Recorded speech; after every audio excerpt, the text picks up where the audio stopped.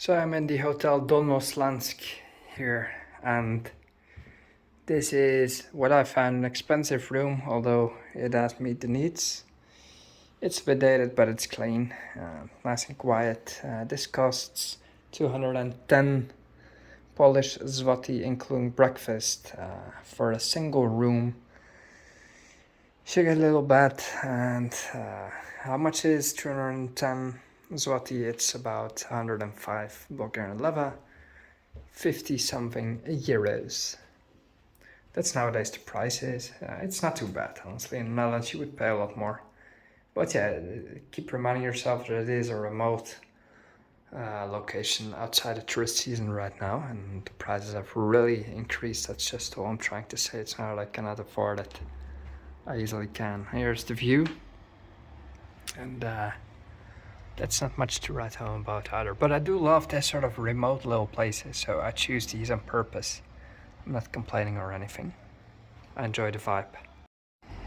Right, so I checked into the hotel. Now I'll take a walk through the center. Let's see what there is to do here. Here we are, historical Frankenstein. So somewhere here, I still actually need to read up on the history of the place, but somewhere must be the ruins of the Frankenstein castle. Oh, it's okay, thanks.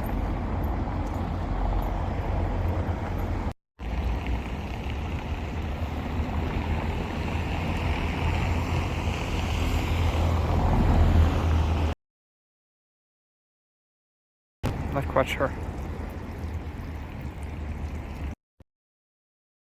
Silesian Pisa right here, because here's the leaning tower of Zapkovice here, and you can see the upper part is not leaning. It was rebuilt at some point because the city built down during a fire, and they took the occasion while the tower was still standing.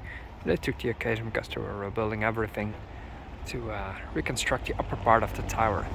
Obviously it will not be possible to reconstruct the lower part because then you would need to demolish everything.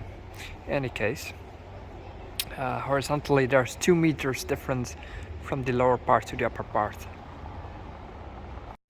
A little bit about the history of Frankenstein. It was once part of Piast, Poland at some point, also the Hungarian Empire. It was part of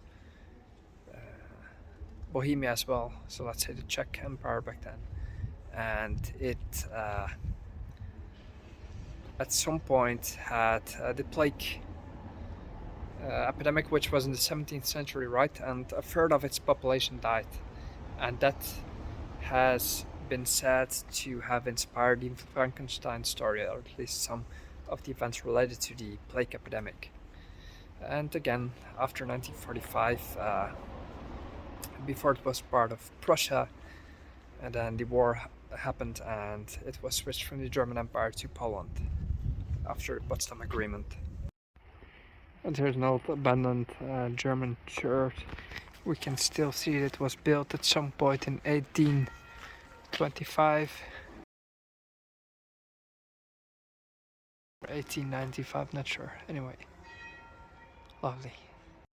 So apparently this right here is the Frankenstein castle, or at least what's left of it, as it's mostly ruins. Still quite impressive what it must have been sometimes. So this is the castle and the town that inspired the Frankenstein story.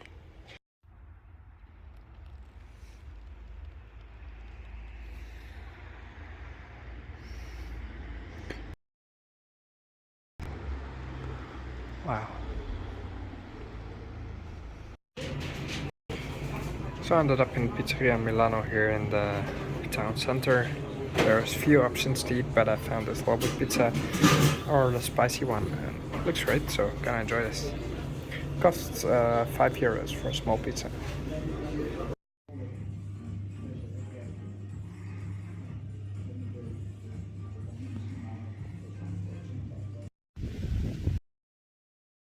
From Zapkovice I'm going to the train station and then moving on to Lotsko and towards the Czech border. That's how the route will probably go today.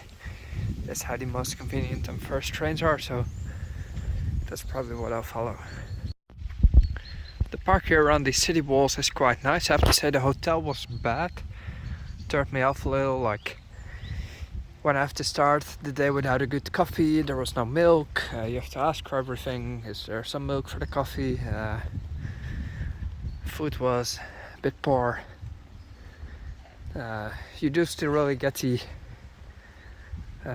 bad place every now and then, even in Poland. But I guess it's just the old vibe still of the communist time still lingering on a bit in the most remote regions, where you just sort of have a, I don't know how it used to be. It will modernize at some point.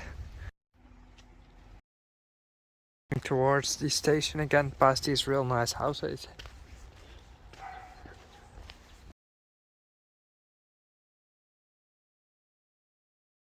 Nicely maintained. Anyway, I'll be taking the train towards Zdrój. I think I'll have 2 stops in between, or 2 places where I want to get off and look around a bit.